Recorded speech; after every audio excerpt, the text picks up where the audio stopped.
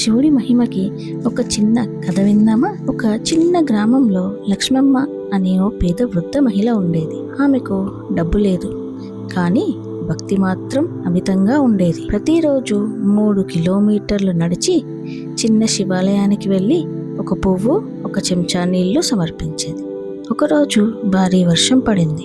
అందరూ ఇంట్లోనే ఉన్నారు, కానీ లక్ష్మమ్మ మాత్రం శివుడిని చూడకుండా ఉండలేక బయలుదేరింది. మార్గంలో ఒక వృద్ధ భిక్షకుడు ఆకలితో వణుకుతూ కనిపించాడు. ఆమె దగ్గర ఒక్క రొట్టె ఉంది.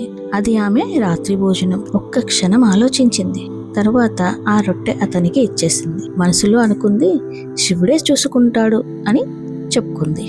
మరుసటి రోజు ఆ భిక్షకుడే పరమశివుడిగా తనకు దర్శనమిచ్చాడు. నీ భక్తి నిష్కల్మషం అని చెప్పి ఆశీర్వదించి వెళ్ళిపోయాడు. దీనిలో మనకేమి తెలుస్తుంది? ఏమిటంటే శివుడు మనం ఎంత ఇస్తామో అని కాదు, ఎంత భక్తితో ఇస్తామో అనేదే చూస్తాడు.